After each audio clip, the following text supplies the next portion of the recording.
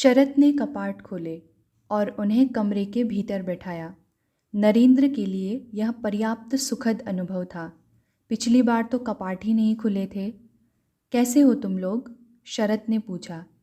आनंद में है, काली बोला। ध्यान करते हैं, पूजा करते हैं, अध्ययन करते हैं, चर्चा करते हैं और भजन गाते हैं।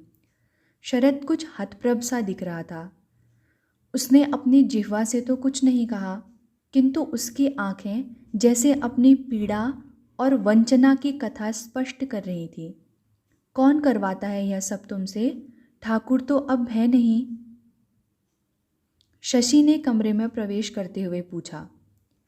ठाकुर ने हम सब के सामने नरेंद्र को कहा था, मेरे बाद तुम अपने गुरु भाइयों को एक साथ रखना, यह न हो कि ये सांसारिक जीवन में लौट जाएं, काली ने कहा।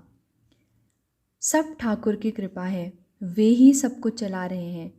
उनकी इच्छा है कि मठ की स्थापना हो और हम सब उसमें रहें और सन्यासी जीवन के आदर्श पर चलें, नरेंद्र ने कहा। पर तुम स्वयं तो मठ में नहीं रहते, शशि बोला।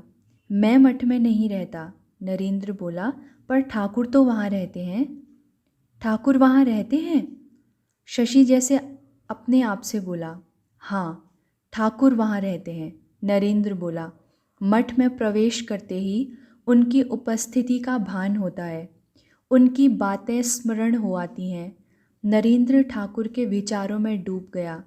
मेरे विवाह की बात सुनकर माँ काली के पैर पकड़कर वे रोए थे। माँ, वह सब फेर दे, नरेंद्र कहीं डूब न जाए। हाँ, प्रेम तो वे मुझसे भी बहुत करते थे।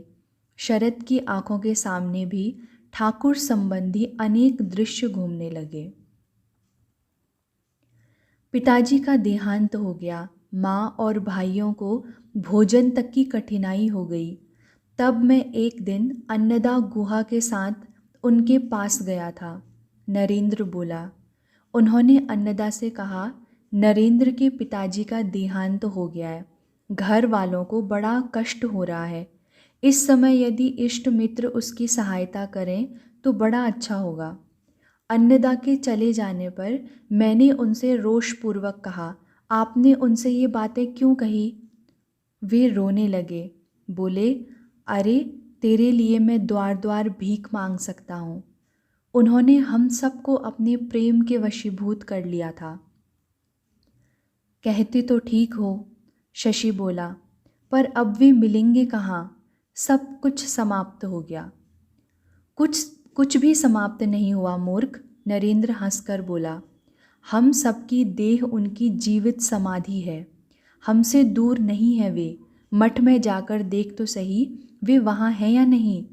मैं आज तुम्हारे साथ चलूँगा, शशि बोला। यदि वे वस्तुतः वहाँ हैं तो मैं कैसा मूर्ख हूँ जो कलकत्ता विश्वविद्यालय से बीए की उपाधि की याचना कर रहा हूँ। चलूँगा तो मैं भी, शरत बोला, किंतु रात को मठ में मुझे रोकना मत। तो चलो, मठ में जाने का अर्थ मठ में रह जाना तो नहीं है, नरेंद्र बोला। अपने मित्रों से मिलो, मठ की दिनचर्या देखो, अपनी इच्छा अनुसार उसमें सम्मिलित हो। काली की कथा से ऊबकर शशि बोला, अच्छा, मुझे ठाकुर का मंदिर तो दिखाओ। आओ आओ, छोटा गोपाल उत्सुकतापूर्वक सबसे आगे चला। कमरे के द्वार पर आते ही सबके मन न केवल कुछ भारी हो गए, वरन उनका सिर भी श्रद्धानत हो गया। शशि सबसे पहले ठाकुर की शैया के निकट आया। उसने हाथ जोड़कर प्रणाम किया और हाथ बांधे ससम्मान इस प्रकार खड़ा हो गया जैसे ठाकुर स्वयं उस चारपाई पर लेटे हों। कुछ देर वह आत्मलीन सा इस प्रकार मौन मूक खड़ा रहा जैसे कोई दर्शनार्थी मंदिर में आता है, और फिर इस प्रकार क्रियाशील हुआ जैसे वह इस मंदिर का पुजारी हो। उसने चारपाई को थोड़ा सा खिसकाकर सीधा किया, लपेट कर रखे गए बिस्तर को खोलकर एक एक कपड़े को झाड़ कर बिछाया, जैसे ठाकुर उस पर सोने के लिए आने वाले हों। उनके जूतों को चारपाई के निकट उस स्थान पर रखा जहाँ ठाकुर चारपाई पर लेटते समय रखते थे। उनके बर्तन इत्यादि भी उसने संवार कर एक ओर इस प्रकार लगा दिए जैसे ठाकुर यहाँ रहते हों और उनके ये बर्तन प्रतिदिन प्रयोग में आते हों। और फिर उसने उनका चित्र लाकर चारपाई पर रख दिया। उसने भूमिष्ठ हो प्रणाम किया और कमरे से बाहर निकल आया। सबने अनुभव किया कि शशि द्वारा संवारे जाने पर उस कमरे का रूप ही बदल गया था। अब तक वह एक कमरा था जहाँ ठाकुर का सामान रखा गया था और अब वह एक कमरा था जिसमें ठाकुर निवास करते थे। वे लोग कमरे के बाहर निकले तो शशि ने नरेंद्र से कहा, तुमने ठीक कहा था नरेन। मैंने मठ में आकर ठाकुर के अस्तित्व का अनुभव किया है। मैं कल से ठाकुर की पूरी सेवा करूँगा। पूरी सेवा का अर्थ? नरेंद्र कुछ चकित था। ठाकुर का बिस्तर लगेगा, उनको भोग लगेगा, उनकी पूजा होगी, आरती होगी और उसी मंदिर में ध्यान किया जाएगा। शशि बोला, यदि तुम यह सब करना चाहते हो तो तुम्हें प्रातः बहुत सवेरे आना पड़ेगा। गोपाल दादा ने कहा। आना पड़ेगा का क्या अर्थ है? शशि बोला, मैं घर जा ही नहीं रहा, मैं अब यहीं रहूँगा। ओह शशि, नरेंद्र ने उसे भुजाओं में भर लिया। तुमने सचमुच यहाँ ठाकुर का साक्षात्कार किया है। ठाकुर सचमुच हम पर बहुत कृपालु हैं। नरेंद्र को बाबूराम के साथ कहीं जाने की चर्चा करते सुन निरंजन ने पूछा, कहाँ जा रहे हो तुम लोग? काकी के घर। नरेंद्र मुस्कुरा रहा था। काकी, जिसके साथ तुम्हारा जायदाद का मुकदमा चल रहा है? काली ने पूछा। अरे नहीं, उनके घर जाकर क्या करूं? नरेंद्र बोला, एक और काकी है मेरी, उनके घर निमंत्रण है। अच्छा, जो निमंत्रण भिजवा दे वही काकी। शशि हंसा। सन्यासी के साथ बड़ी समस्या है। जो कोई कहलवा दे कि आकर भोजन कर जाओ वही काकी हो जाती है। नहीं, ऐसा कुछ नहीं है, बाबूराम बोला। नरेंद्र मेरे साथ मेरे गांव जा रहा है, आटपुर। माँ ने निमंत्रण भेजा है कि बड़े दिन की छुट्टियों में कुछ दिनों के लिए गांव आ जाना। ओह, तो बाबूराम महाशय की माँ नरेंद्र की काकी कैसे हो गई? तारक भी वार्तालाप में आ मिला था। भूल हो गई भाई, कहना चाहिए था माँ के पास जा रहा हूँ। नरेंद्र बोला, बाबूराम की माँ मेरी काकी कैसे हुई? वे तो मेरी भी माँ हुई। अब ठीक है, शशि बोला, मैं भी माँ के पास आटपुर जाऊँगा। आखिर बाबूराम की माँ मेरी भी तो माँ हुई। तो मेरी माँ क्यों नहीं हुई? काली ने पूछा। ओहो, तुम सबकी माँ हुई, नरेंद्र बोला, पर निमंत्रण तो मेरे लिए ही है। माँ से निमंत्रण की क्या अपेक्षा? शशि बोला, मैं तो इसलिए जाऊँगा क्योंकि मेरा मन हो रहा है। जिसका मन है सब चलो भाई, बाबूराम बोला। माँ ने कहा है अपने मित्रों को साथ ले आना। 24 मील की यात्रा है, बाबूराम बोला। पहले रेलगाड़ी से और फिर बैलगाड़ी से। हमें डरा रहा है सन्यासियों को। गंगाधर हंसा। हम जो अपने पैरों से पहाड़ों की चोटियों को सहमा आए हैं। मैंने तो यूं ही बता दिया, बाबूराम अपनी रक्षा करता हुआ बोला। यह न हो कि बाद में कहो हमने तो सोचा था कि कलकत्ता ही जाना है। पीछे मठ में कौन रहेगा? नरेंद्र ने पूछा। मठ में? हाँ, मठ में। ठाकुर के पास कौन रहेगा? पीछे मैं हूँ, गोपाल दादा ने कहा। सब लोग तो एक साथ जा नहीं सकते, जब भी जाना होगा बारी बारी जाना होगा। मैं भी पीछे मठ में ही ठहरूंगा, राखाल ने कहा। और मैं भी, छोटा गोपाल बोला। दिन भर उन लोगों ने भजन कीर्तन और ईश्वर चर्चा की थी और संध्या समय शारदा प्रसन्न को शिव और गंगाधर को पार्वती के रूप में सजाकर हर गौरी उत्सव मनाया था। रात के भोजन के पश्चात उन्होंने बाहर खुले में धूनी रमाई और उसके चारों ओर से घेर कर बैठ गए। आकाश साफ था और धूनी में काठ के बड़े बड़े टुकड़े जल रहे थे। दिसंबर का अंतिम सप्ताह होने पर भी धूनी के आसपास ठंड नहीं थी। धूनी के निकट बैठते ही नरेंद्र का मन जैसे सारी सांसारिकता धूनी में जला देना चाहता था। यह अग्नि, यह दाह, यह भस्म, ये सब त्याग और संन्यास के लक्षण थे। नरेंद्र का मन इतना आतुर हो उठता था कि संसार में व्यर्थ जीवन व्यतीत करने के भाव को वह संभाल ही नहीं पा रहा था। हमारे जीवन का उद्देश्य मानव सेवा होना चाहिए। हमें मानव सेवा को ही आध्यात्मिक साधना मानना चाहिए। नरेंद्र की वाणी जैसे स्वयं त्याग की अग्नि थी जो सारी आसक्ति को जला देना चाहती थी। व्यर्थ की इस स्कूली पढ़ाई का क्या लाभ? एक क्षण के लिए भी हमारे मन को सांसारिक प्रलोभनों में आसक्त नहीं होना चाहिए।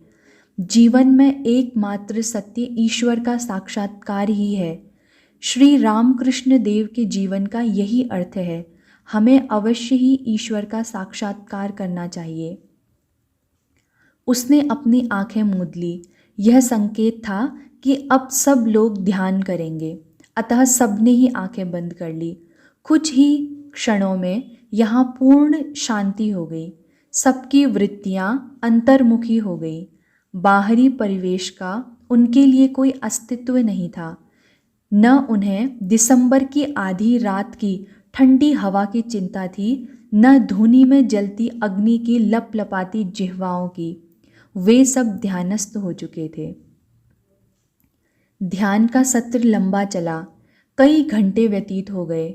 नरेंद्र ने आंखें खोली तो अन्य लोगों ने भी अपना ध्यान भंग किया, किंतु नरेंद्र अपने स्थान से उठा नहीं। बोला, मेरा मन हो रहा है कि आज हम नाजरथ पुत्र ईशा के विषय में कुछ चर्चा करें। अवश्य, काली बोला, इस समय तो जाकर सो जाना, जैसे अपने आप को ही धोखा देना है। ईश्वर का यह दूत मार्ग प्रदर्शित करने के लिए अवतीर्ण हुआ था। वे हमें बताने आए थे कि आत्मा बाह्याचार में नहीं है। गूढ़ दार्शनिक तर्क वितर्कों से आत्म तत्व की उपलब्धि नहीं होती। अच्छा होता यदि तुम कोई पुस्तक न पढ़ते। अच्छा होता यदि तुम विद्याहीन होते। मुक्ति के लिए इन उपकरणों की आवश्यकता नहीं है। उनके लिए धन, ऐश्वर्य और उच्च पद की भी जरूरत नहीं है। यहाँ तक कि पांडित्य की भी आवश्यकता नहीं है। उसके लिए केवल एक वस्तु की आवश्यकता है और वह है पवित्रता। पवित्र हृदय पुरुष धन्य है, क्योंकि आत्मा स्वयं पवित्र है। अपवित्र हो भी कैसे सकती है? ईश्वर से ही उसका आविर्भाव हुआ है। वह ईश्वर प्रसूत है। बाइबिल के शब्दों में वह ईश्वर का निवास है। कुरान की भाषा में वह ईश्वर की आत्मा स्वरूप है। ईश्वर आत्मा कभी अपवित्र हो सकती है? किंतु दुर्भाग्य से हमारे शुभ अशुभ कार्यों के कारण वह मानो सदियों की मैल, सैकड़ों वर्षों की अशुद्धि और धूलि से आवृत है। हमारे नानाविध दुष्कर्म, नानाविध अन्यायपूर्ण कार्य शत शत वर्षों से अज्ञान रूपी धूलि और मलिनता द्वारा उसके प्रकाश को मंद कर रहे हैं। केवल इस धूलि और मैल की तह को उस पर से पोंछने भर की देर है कि आत्मा पुनः अपनी उज्ज्वल एवं दिव्य प्रभा से प्रकाशित हो जाएगी। पवित्र हृदय व्यक्ति धन्य है, क्योंकि वे ईश दर्शन करेंगे। महान स्वर्ग राज्य तुम्हारे ही अंतर में विराजमान है, और इसीलिए नाजरत का यह महान पैगंबर पूछता है, जब स्वर्ग तुम्हारे अंतर में विराजमान है तो उसे ढूंढने अन्यत्र कहाँ जा रहे हो? अपनी आत्मा को मांझ धोकर स्वच्छ करो और वह तत्काल मिल जाएगा। वह तो पहले से ही तुम्हारा है।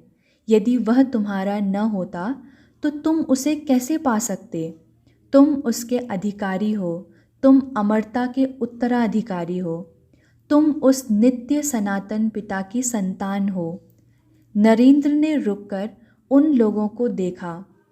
उसकी दूसरी शिक्षा है त्याग। जो प्रायः सभी धर्मों का आधार है। आत्मशुद्धि कैसे प्राप्त की जा सकती है? त्याग द्वारा।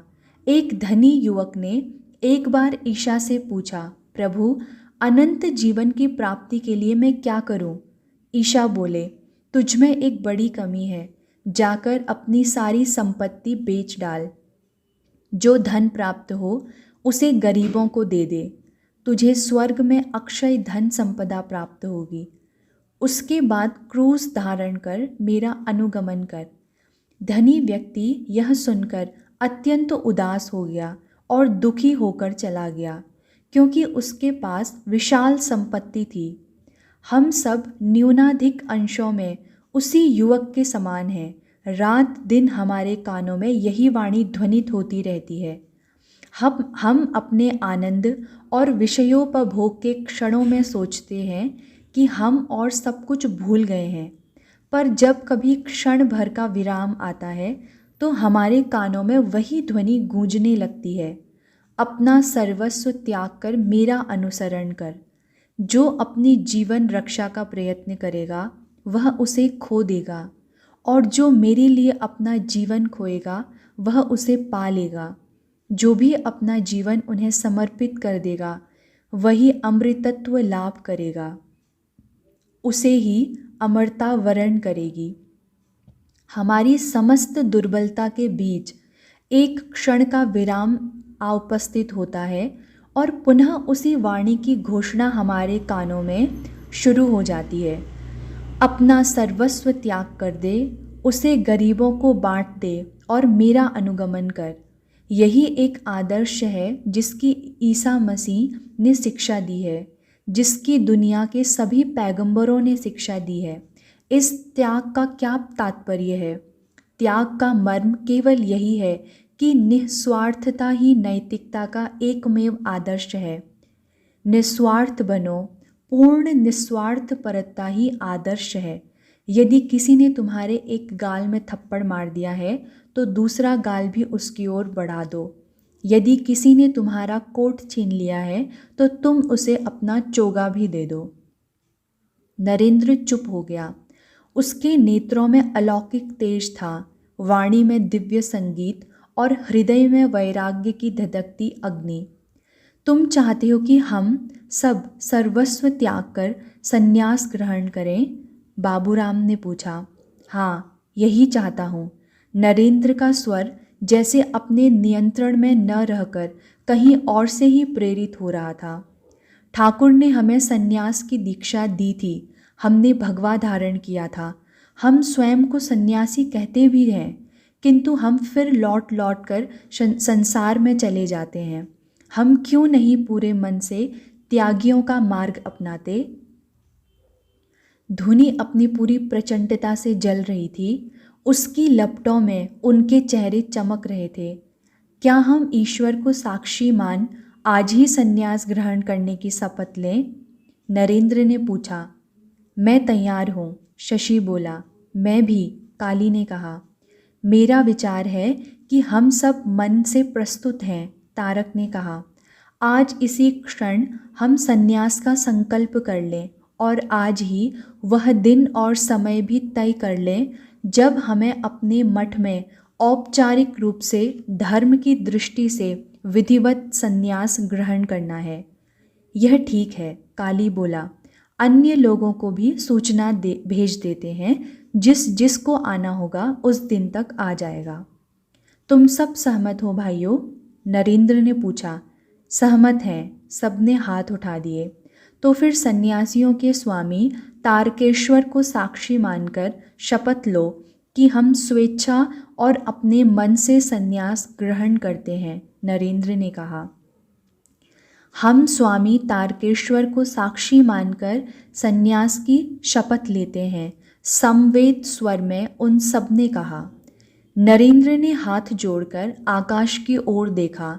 हमारी लाज रखना प्रभु। मातंगिनी देवी बाहर आई। तुमने यह शपथ आज ली है मेरे बच्चों। मेरा आशीर्वाद है, तुम्हारा ध्यान शायद इस ओर नहीं गया। 24 दिसंबर की रात व्यतीत हो चुकी, हम 25 दिसंबर के सवेरे की ओर बढ़ रहे हैं। आज बड़ा दिन है। प्रभु ईशा का जन्म आज के ही दिन हुआ था। ओह, तभी परिवेश में ईशा की ऐसी जीवंत गंध थी। नरेंद्र बोला। काली मंत्र बोलता गया। नरेंद्र उन्हें दोहराता गया और अग्नि में आहुति डालता गया। अंततः उसने अपना पिंड दान किया। होम पूरा हुआ तो काली बोला, स्मरण रहे, तुमने सन्यास की विधिवत दीक्षा ली है। अब तुम सन्यासी हो, परमहंस सन्यासी। तुम अपना श्राद्ध स्वयं अपने हाथों कर चुके, अपना पिंड दान कर चुके। अपने परिवार और समाज के लिए तुम मृतक समान हुए। तुम्हारी कोई जाति नहीं, गोत्र नहीं। तुम सामाजिक विधि निषेध से मुक्त हुए, यज्ञोपवीत से मुक्त हुए। तुम किसी भी जाति अथवा धर्म के व्यक्ति का छुआ और पकाया हुआ भोजन खा सकते हो। तुमने सामाजिक विधि निषेध को त्यागा, सामाजिक विधि निषेध ने तुम्हें त्यागा। ओम शिवाय नमः, ओम गुरुवाय नमः। काली चुप हो गया। तारक ने उसे कुछ चकित दृष्टि से देखा। यह सब क्या है? क्यों? नरेंद्र ने उत्तर दिया। सन्यास की तो विधि यही है, इसमें चकित होने की क्या बात है? मैं यह सब नहीं कर सकता। मैं अपने हाथों अपना श्राद्ध नहीं कर सकता। तारक अपने सामने जैसे कुछ अकल्पनीय देख रहा था। त्याग और तपस्या का जीवन जीना और बात है, और यह सब। नरेंद्र ने संकेत किया। काली ने पुनः मंत्र पढ़ने आरंभ किए। इस बार बाबूराम दीक्षा ले रहा था। उसके पश्चात एक एक कर शशि, शरत, राखाल, निरंजन और शारदा ने दीक्षा ली। सबसे अंत में काली को स्वयं नरेंद्र ने दीक्षा दी। वे लोग होम की अग्नि शांत कर ऊपर के बड़े कमरे में आए। मेरा विचार है नरेन कि अब तुम सब लोगों को सन्यासियों के नए नाम भी दे दो। शरत ने कहा, सन्यास की दीक्षा लेकर जब पिछली प्रत्येक वस्तु और संबंध से नाता तोड़ लिया है तो पुराना नाम ही क्यों रहे? वैसे भी सन्यास के साथ नाम तो बदल ही जाता है। काली बोला। बोलो, तुम्हें क्या नाम पसंद है काली? नरेंद्र ने पूछा। हमारे नेता के रूप में यह दायित्व तुम्हारा है। काली बोला। जो नाम तुम्हें रुचे वही मुझे स्वीकार्य होगा।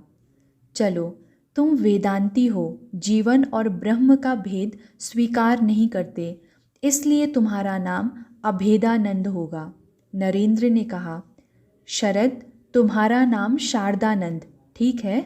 ठीक है। और शशि, तुम्हारा नाम रामकृष्णानंद। शशि ने जैसे अपने लिए नाम सोच रखा था। नरेंद्र मौन रह गया। उसने स्वीकृति नहीं दी। क्यों, क्या बात है? राखाल ने पूछा। यह नाम तो मैं अपने लिए सोच रहा था। नरेंद्र बोला। चलो, इस पर फिर विचार करेंगे। राखाल का नाम ब्रह्मानंद, ठीक? ठीक है, राखाल ने स्वीकार किया। निरंजन का नाम निरंजनानंद और शारदा प्रसन्न का त्रिगुणातीतानंद। नरेंद्र ने सबके नाम प्रस्तावित कर दिए। और तुम्हारा? राखाल ने पूछा। मेरा और शशि का तो अभी विवाद है ना? ओह अच्छा नरेंद्र, हम क्या परस्पर भी अपने नए नामों का प्रयोग करेंगे? काली ने पूछा। यह तो तुम्हारी अपनी इच्छा पर है। वैसे इस विषय में दो एक बातें विचारणीय हैं। नरेंद्र ने उन लोगों को देखा। हमारा समाज सन्यासियों को सम्मान की दृष्टि से नहीं देखता। विशेषकर भगवाधारी सन्यासी बंगाल के लोगों को शायद एकदम ही स्वीकार्य नहीं है। वे या तो अबंगाली लंगोटीधारी अथवा नागा साधुओं को जानते हैं, या श्वेत वस्त्रधारी वैष्णव वैरागियों को। सम्मान वे इन दोनों को भी नहीं देते, भिक्षा चाहे दे दें। शंकराचार्य के पूरी साधुओं से उनका परिचय एकदम नहीं है। हमें तो वे एकदम ही समझ नहीं पाते। वह पुनः रुका। तुम्हें याद है, उस दिन हम लोग इसी कमरे में बैठे भजनों का आनंद उठा रहे थे तो अनेक लोग अचानक ही हमारे कमरे में घुस आए थे और फिर बिना कोई कारण बताए लौट गए थे। हाँ हाँ, राखाल बोला। कुछ मालूम हुआ वह क्या था? उन लोगों की धारणा थी कि हम सब लोग विलास और व्यभिचार के लिए यहाँ रहते हैं और संन्यास का पाखंड करते हैं। कोई कारण? शशि बोला। कोई प्रमाण? उस दिन शरद गा रहा था। उसके स्वर का माधुर्य उन्हें नारी कंठ का सा आभास दे गया। बस उन्हें प्रमाण मिल गया कि शायद कोई गणिका यहाँ गाने आई थी। वे दलबद्ध होकर हमें रंगे हाथों पकड़ने आए थे, पर प्रमाण न मिलने पर चुपचाप लौट गए। तुमने उस दिन बताया होता तो मैं उनकी ऐसी पिटाई करता। निरंजन बोला। हमने लोगों को पीटने के लिए संन्यास नहीं लिया है। नरेंद्र बोला। हमें उनकी वृत्ति सुधारने का काम करना है। हमारा प्रयत्न होना चाहिए कि उनसे हमारी दूरी बढ़े नहीं। हम समाज शत्रु न माने जाएं। अभी हमें भगवा वस्त्र भी मठ के भीतर ही पहनना चाहिए। बाहर जाते हुए सामान्य वस्त्र ही पहनो, ताकि हम लोगों की आंखों में न खटकें। और नाम का भी आवश्यकता के अनुसार ही प्रयोग करो। वह बोला। मेरे लिए एक बड़ी कठिनाई है। यद्यपि संन्यास ग्रहण करने के पश्चात अपने घर से अब मेरा कोई संबंध नहीं रह गया है, किंतु मैं यह भूल नहीं सकता कि उनका मकान संबंधी मुकदमा चल रहा है। यदि मैंने वह मुकदमा छोड़ दिया तो उन्हें उसे लड़ने का कानूनी अधिकार ही नहीं रह जाएगा। यदि मेरे काका लोगों को मालूम हो गया कि मैंने संन्यास ग्रहण कर लिया है तो मुकदमे में उनका पहला तर्क यही होगा कि सन्यासी के रूप में जायदाद पर मेरा कोई अधिकार नहीं है। परिणाम यह होगा कि मेरी माँ और दोनों भाई सदा के लिए बेघर हो जाएंगे। इसलिए उनको मकान दिलवाने तक मुझे वह मुकदमा लड़ना होगा, और उसे लड़ने के लिए मेरा नाम नरेंद्रनाथ दत्त ही रहेगा। दूसरे किसी नाम से वह मुकदमा लड़ने का कानूनी अधिकार मुझे नहीं है। ठाकुर की पूजा का समय हो गया। शशि ने कहा, मैं जा रहा हूँ। अरे शशि, नरेंद्र ने पुकारा।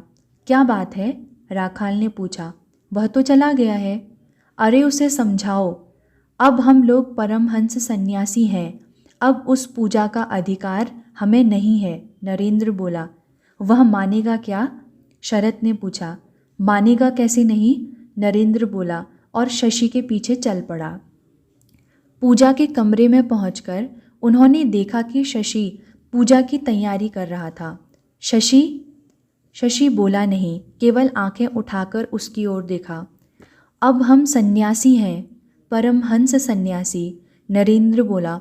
अब हमें विधि विधान की पूजा का अधिकार नहीं है। तुमने देखा नहीं, ठाकुर ने भी काली मंदिर का पुजारी पद छोड़ दिया था। यह पूजा का कमरा है, विवाद का नहीं। शशि ने धीरे से कहा। इसे ठाकुर का कमरा रहने दो। नरेंद्र बोला। पूजा की बात अब छोड़ दो, बहुत हो तो ध्यान करने का काम यहीं कर लेंगे।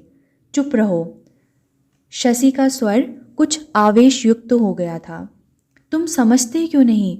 नरेंद्र उसके एकदम निकट चला गया, जैसे उसकी बाँह पकड़कर उसे खड़ा कर देगा। प्रत्येक संकल्प की एक मर्यादा होती है। संन्यास का पालन इस अगंभीरता से नहीं होगा। कभी कभार पूजा कर लेना भी और बात है। चुप रहो, शशि क्रोध से बोला। इसमें चिल्लाने की क्या बात है? नरेंद्र वैसे ही बोलता चला गया। प्रतिदिन साधारण गृहस्थ के समान ऐसे ही पूजा कर तुम परमहंस सन्यासियों को परिहास का पात्र बनाना चाहते हो। और नरेंद्र ने सहज भाव से आगे बढ़कर शशि की पुष्पों की टोकरी उठा ली, जैसे उसकी पूजा को रोकने को वह भी दृढ़ संकल्प हो। शशि ने आग्नेय नेत्रों से नरेंद्र को देखा और उठ खड़ा हुआ। उसकी मुट्ठियां बंध गई और दांत भिंच गए। निश्चित रूप से उसका क्रोध साधारण नहीं था। और सहसा शशि ने आगे बढ़ नरेंद्र के केश अपनी मुट्ठी में जकड़ लिए और उसे एक साथ घसीटता और धकेलता हुआ कमरे से बाहर ले गया। सब लोग स्तब्ध खड़े रह गए। दो गुरु भाई कभी किसी भी स्थिति में इस प्रकार परस्पर हाथापाई करेंगे, यह तो किसी ने सोचा भी नहीं था। किसी और के साथ होता तो फिर भी शायद ऐसी बात नहीं थी, किंतु नरेंद्र के साथ। नरेंद्र को बाहर छोड़कर शशि कमरे में लौट आया। वह अपने आसन पर बैठ गया। ठाकुर का ध्यान किया। मन कुछ शांत हुआ। उसकी समझ में आया कि वह क्या कर बैठा है। उसने भूमिष्ठ हो ठाकुर को प्रणाम किया और बाहर आया। नरेंद्र सामने ही बैठा था। वह न रुष्ट लग रहा था न क्रुद्ध। बैठा मंद मंद मुस्कुरा रहा था, जैसे अपनी किसी शरारत का आनंद उठा रहा हो। शशि धीरे धीरे उसके पास आया। नरेन, मैं क्रोध में बहुत अशिष्ट हो उठा था, मुझे क्षमा करो। जानते हो इस सारे समय में क्या सोच रहा था? क्या सोच रहे थे? मुझे मठ से निकालने का निश्चय किया है क्या? शशि ने पूछा। नहीं, मैं सोच रहा था कि चाहे तुमने विरजा होम करके संन्यास ग्रहण किया है, किंतु तुम्हारे लिए आदि से अंत तक ठाकुर ही ठाकुर हैं और कुछ भी नहीं। इसलिए क्या? इसलिए राम कृष्णानंद तुम्हारा ही नाम रहेगा। तुम जैसा गुरु भक्त मिलना कठिन है। इस नाम पर केवल तुम्हारा ही अधिकार है। तुम हो स्वामी राम कृष्णानंद। ओह नरेंद्र! शशि उससे लिपट गया। तुम अद्भुत हो। काली ने गीता का पाठ पूर्ण कर शांति पाठ किया। ओम शांति शांति। नरेंद्र, शशि, शरत, राखाल, शारदा प्रसन्न, बाबूराम सब लोग अपने अपने वाद्य यंत्र संभालकर नृत्य और संगीत के साथ बिल्व वृक्ष की परिक्रमा करने लगे। उनके गीत के बीच बीच में एक स्वर शिव गुरु का जाप भी चल रहा था। कृष्ण पक्ष की चतुर्दशी थी। रात्रि गंभीर होती चली गई। चारों ओर सघन अंधकार था और अखंड मौन। गेरुआ वस्त्र पहने हुए ये किशोर भक्त अनवरत जाप कर रहे थे, शिव गुरु। उनके इस महामंत्र की ध्वनि जैसे मेघ के समान गंभीर रव उत्पन्न कर अनंत आकाश में गूंज रही थी। उनकी पूजा समाप्त होते होते उषा का आभास होने लगा था। सघन और सर्वशक्तिमान अंधकार का वक्ष चीरकर प्रकाश फूटने ही वाला था। यही उपयुक्त समय था। मठ के सारे सन्यासियों ने ब्रह्म मुहूर्त में गंगा स्नान किया। सवेरा हो गया। स्नान कर सारे सन्यासी ठाकुर मंदिर में प्रणाम कर दानवों के कमरे में एकत्रित हुए। इस कमरे की दीवारों पर अनेक देवी देवताओं के चित्र लगे हुए थे। क्रूसधारी ईशा का भी चित्र लगा हुआ था। एक कोने में एक चारपाई बिछी थी, किंतु उस पर बांग्ला, संस्कृत तथा अंग्रेजी की पुस्तकों का ढेर लगा था, और जो स्थान बच गया था उस पर कुछ वाद्य यंत्र रखे हुए थे। उसी के साथ दीवार पर एक तानपूरा लटक रहा था। सन्यासियों के सोने के लिए एक और पंक्तिबद्ध चटाइयाँ बिछी थी। प्रत्येक चटाई पर एक छोटा सा तकिया भी था। नरेंद्र ने नया गेरुआ वस्त्र धारण किया था। वस्त्र सुंदर था। उसके चेहरे पर तपस्या संभूत पवित्र आभा थी।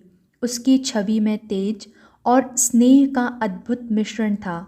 24 वर्ष का यह युवा सन्यासी भौतिक और आध्यात्मिक दोनों ही दृष्टियों से साधारण रूप से आकर्षक था। लाओ भाई, व्रत के पारण के लिए जो स्वर्गीय पदार्थ हैं उन्हें प्रस्तुत करो। नरेंद्र ने कहा। अब भूख असह्य हो गई है। महेंद्र गुप्त मन ही मन जैसे स्तब्ध रह गए। ये तपस्वी कल प्रातः से ही उपवास कर रहे थे। न दिन में कुछ खाया न रात में। दिन में दैनंदिन कार्य कर रात भर का जागरण किया है। मात्र जागरण ही नहीं किया, प्रायः सारी रात अखंड मंत्र जाप किया है। अब स्नान करके आए हैं तो भूख तो लगी ही होगी। और महेंद्र गुप्त ने तो एक बार भी नहीं सोचा कि मठ में इन लोगों को किसी पदार्थ की आवश्यकता होगी तो वे भी कुछ फल या मिठाई ला सकते थे। व्रत पारण के लिए क्या प्रबंध है? उसने राखाल से पूछा। ओह, उसके लिए बलराम ने कल ही फल और मिष्ठान इत्यादि भिजवा दिए थे। राखाल बोला। शशि के कठोर शासन और निरंजन की चौकसी में वह सब कुछ सुरक्षित है। आपको भी मिलेगा, नरेंद्र बोला, निश्चिंत रहें। शशि फल और मिठाई ले आया। उसने कमरे के मध्य में सामग्री रखते हुए कहा, सब लोग पहले एक एक फल खाओ और फिर मिष्टान्न। धन्य हो बलराम, तुम धन्य हो, नरेंद्र बोला, तुम्हें भी हमारी तपस्या का फल मिलेगा। धन्य धन्य, सभी तपस्वियों ने जैसे शोर मचा दिया। उनकी सारी गंभीरता जाने कहाँ विलीन हो गई थी। संयम और मर्यादा बालकों के खेल में परिणत हो गए। तपस्या पूरी हो गई थी और उत्सव आरंभ हो गया था। नरेंद्र ने फल खा लिया और बालक के समान उच्च स्वर में हंसा। देखो देखो, बलराम ने चाहे कितना ही बड़ा रसगुल्ला भिजवाया हो, मैं पूरा का पूरा रसगुल्ला एक बार में ही खा सकता हूँ। उसने एक रसगुल्ला उठाकर पूरा का पूरा अपने मुंह में डाल लिया। रसगुल्ला बड़े आकार का था। पूरा रसगुल्ला मुंह में डालकर उसे चबाने के लिए मुंह चलाना संभव नहीं था। लग रहा था कि नरेंद्र रसगुल्ला मुंह में डालकर जैसे फंस गया था। चबाने में असफल हो उसने साबुत रसगुल्ला निगलने का प्रयत्न किया, किंतु रसगुल्ला उसके कंठ में जा फंसा। उसका शरीर एकदम निस्पंद हो गया। नेत्र निर्निमेष हो गए, जैसे सांस लेने में भी कठिनाई हो रही हो। नरेंद्र का शरीर ही नहीं, कमरे में उपस्थित सारे लोग ही निस्पंद हो गए। क्या हो गया है नरेंद्र को? कहीं वह चकराकर गिर ही ना पड़े। राखाल घबराकर उसे थामने के लिए आगे बढ़ा। नरेंद्र ने अपनी जिह्वा से रसगुल्ले बाएं गाल की ओर धकेल कर कहा, मैं तो एकदम ठीक हूँ भाई।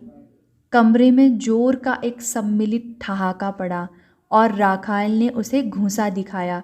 दुष्ट कहीं का, मेरे तो प्राण ही खींच लिए। शशि ने मिठाई अपने हाथों में लेकर सबको बांटनी आरंभ की। जय श्री गुरु महाराज। सबने उसके पीछे हर्षपूर्वक ध्वनि में कहा, जय श्री गुरु महाराज। शशि प्रायः भागता हुआ आया। नरेंद्र कहाँ है? दानवों के कमरे में, महेंद्र गुप्त ने बताया। क्यों? मेरे पिता आ रहे हैं, शशि बोला। वे मुझे पूछेंगे, मुझे नहीं पाएंगे तो नरेंद्र को पूछेंगे। मिल जाएगा तो उसे बुरा भला कहेंगे, इसलिए मैं नहीं चाहता कि वे नरेंद्र के सामने पड़ें, तो तुम उन्हें रोक लेना। मैं उन्हें मिल गया तो मुझे घसीटकर घर लौटा ले जाना चाहेंगे, शशि बोला, इसलिए मैं तो भाग रहा हूँ। आप प्रयत्न कीजिएगा कि पिताजी नरेंद्र से न मिल पाएँ और जितनी जल्दी हो सके उन्हें यहाँ से विदा कर दीजिएगा। शशि पीछे के दरवाजे से बाहर निकल गया। महेंद्र गुप्त सीढ़ियों के पास आ खड़े हुए। शशि के पिता ऊपर आए। वे महेंद्र गुप्त को जानते थे, फिर भी उसे सामने खड़ा देख बोले, मैं शशि भूषण का पिता हूँ, ईश्वर चंद्र। मुझे पहचानते हैं ना? हाँ हाँ, क्यों नहीं, आपसे पहले भी भेंट हुई है।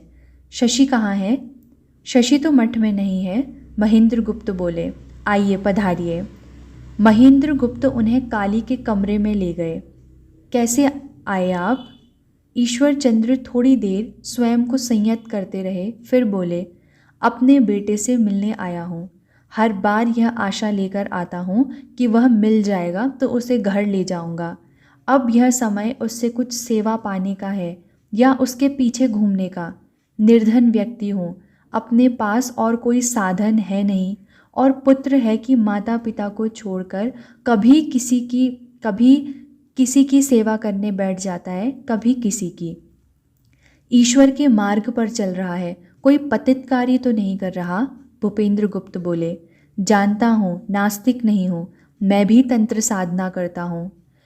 पाई कपाड़ा के राजा इंद्र नारायण सिंह का सभा पंडित रहा हूँ, ईश्वर चंद्र बोले। पर कोई घर परिवार छोड़कर इस प्रकार भागता नहीं फिरता। उन्होंने रुककर महेंद्र गुप्त की ओर देखा। यहाँ का कर्ता कौन है? और फिर उत्तर की प्रतीक्षा किए बिना ही बोले, यही नरेंद्र सारे अनर्थों का कारण जान पड़ता है। गुरु के देहांत के पश्चात ये सारे लड़के राजी खुशी घर लौट गए थे, फिर से स्कूल कॉलेज जाने लगे थे, पर यह नरेंद्र। यहाँ कोई करता नहीं है, महेंद्र गुप्त ने उत्तर दिया। सब बराबर है। किसी की अपनी इच्छा हो तो नरेंद्र क्या कर सकता है? वह किसी को बलात् तो खींचकर ला नहीं सकता। महेंद्र गुप्त रुके। अब देखिए, क्या हम लोग सदा के लिए अपना घर छोड़कर यहाँ आ सकते हैं? अजी, तुम लोगों ने तो बहुत अच्छा किया, दोनों ओर की रक्षा कर रहे हो। ईश्वर चंद्र बोले। तुम लोग जो कर रहे हो उसमें धर्म नहीं है क्या? हमारी भी तो यही इच्छा है कि शशि यहाँ भी रहे और वहाँ भी रहे। आकर कभी देखो, शशि की माँ रो रो कर कैसी बेहाल हुई पड़ी है। शशि भी आप लोगों को बहुत याद करता है। महेंद्र गुप्त ने उन्हें सांत्वना दी। कई बार तो रोता है कि माता पिता की सेवा नहीं कर सका। तो आता क्यों नहीं माता पिता के पास? कौन रोकता है उसे? ईश्वर लाभ की कामना, साधुओं के सत्संग की इच्छा, साधुओं की खोज में क्यों इतना मारा मारा फिरता है? ईश्वर चंद्र पुनः आवेश में आ गए। वह कहे तो मैं उसे एक अच्छे महात्मा के पास ले जाऊं। राजा इंद्र नारायण के पास एक महात्मा आए हुए हैं, बहुत सुंदर स्वभाव है, चलें देखें ना ऐसे महात्मा को। महेंद्र गुप्त कुछ नहीं बोले, वे कह भी क्या सकते थे। शशि के पिता को विदा कर महेंद्र गुप्त लौटे तो राखाल दिख गया, किंतु राखाल महेंद्र गुप्त के पास बैठा नहीं। बोला, मास्टर मोशाई, चलिए दानवों के कमरे में चले। वराह नगर के कुछ शिक्षित लोग आए हुए हैं। नरेंद्र से उनकी बातचीत हो रही है। आह, नरेंद्र भी क्या बात कहता है। राखाल एकदम चमत्कृत लग रहा था। क्यों, क्या कह दिया नरेंद्र ने? नरेंद्र ने कहा, जब तक अपने भीतर काम है तभी तक स्त्री की सत्ता है, अन्यथा स्त्री और पुरुष में कोई भेद नहीं रह जाता। ठीक है, बालक और बालिकाओं में यह भेद बुद्धि नहीं रहती, महेंद्र गुप्त ने कहा। इसलिए तो कहता हूँ कि हम लोगों को चाहिए कि साधना करें। माया के पार गए बिना ज्ञान कैसे होगा? राखाल बोला। साधना से ही माया की कारा टूटेगी, भेद बुद्धि समाप्त होगी और सम बुद्धि का उद्भव होगा। उसने मुड़कर देखा। आइए। वे लोग दानवों के कमरे में पहुँचे तो नरेंद्र की बात प्रायः समाप्ति पर थी। वह कह रहा था, संध्यादि कर्मों के लिए न तो अब स्थान ही है न समय ही। वह तो ठीक है, एक आगंतुक कह रहा था, पर महाशय, साधना करने से क्या ईश्वर मिलेंगे? उनकी कृपा होगी तो अवश्य मिलेंगे। नरेंद्र बोला, गीता में कहा है ना, ईश्वरः सर्वभूतानां हृदेशे अर्जुन तिष्ठति। उनकी कृपा के बिना साधन भजन कहीं कुछ नहीं होता, इसलिए उनकी शरण में जाना चाहिए। एक अन्य व्यक्ति जो बहुत देर से मुग्ध भाव से नरेंद्र को देख रहा था, बहुत मधुर भाव से बोला, हम लोग यदा कदा यहाँ आकर आपको कष्ट देंगे। अवश्य, नरेंद्र बोला, जब जी चाहे आया कीजिए। आप लोगों के वहाँ गंगा घाट पर हम लोग भी तो नहाने के लिए जाया करते हैं, उसके लिए हमारी ओर से कोई आपत्ति नहीं है। वह व्यक्ति बोला, हाँ, कोई और न जाया करे। नहीं, नरेंद्र ने उत्तर दिया, यदि आप कहें तो हम भी नहीं जाया करेंगे। नहीं नहीं, ऐसी बात नहीं है। वह बोला, पर यदि आप यह देखें कि आपकी देखा देखी बाहर के अन्य लोग भी जा रहे हैं तो आप ना जाइएगा।